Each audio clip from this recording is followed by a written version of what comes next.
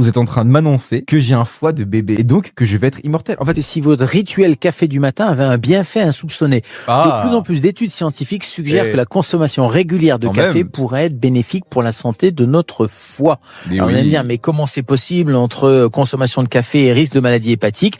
Eh bien, il y a une réduction du risque de fibrose et de cirrhose. Excusez-moi, je prends une tasse de café là, je dois pas boire une petite gorgée.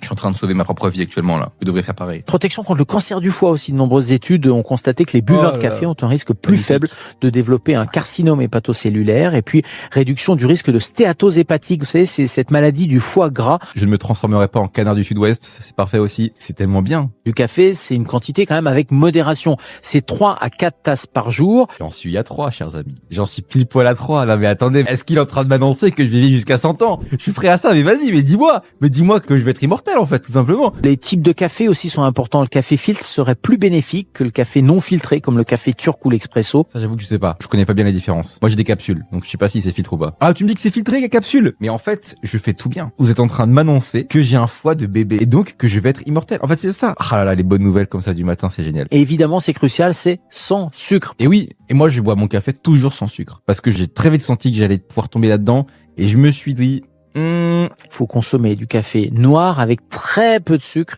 et très peu de lait. pareil, jamais de lait, jamais de sucre. Moi, je consomme du café long parce que comme ça, je sais que j'en ai plus et ça me fait kiffer. Alors certes, le goût est un petit peu moins fort, mais surtout, j'avais vu une étude qui disait comme quoi le café long, c'est celui qui contenait le plus de caféine. Très logiquement, c'est pas parce que un café est court et qu'il a plus de goût qu'il contient plus de caféine, au contraire. Et c'est pour ça que j'en prends aussi sous ce format-là, pour pouvoir être boosté. Petite story time. Pourquoi j'ai commencé à boire du café? À la base, je détestais ça, vraiment. Genre, j'aimais pas ça du tout. Et puis, quand j'étais signé à Radio France, on m'avait dit, ouais, ça serait bien que t'arrives à 6h, etc. Figurez-vous que pour tanker au départ, parce que du coup, le premier mois, j'arrivais tous les jours à 6h, etc., 6h, 6h30. Et bien, du coup, je me forçais à boire du café en journée pour pouvoir rester réveillé parce que j'avais pas l'habitude du format, en fait. Et du coup, voilà, c'est grâce à Radio France que j'ai commencé à boire du café et maintenant, je ne peux plus m'en passer. Merci le service public de travailler pour ma santé. Le service public me permet de vivre au quotidien, d'avoir une bonne santé, d'être passionné et d'écouter des émissions et de me cultiver avec vous. Vive le service public.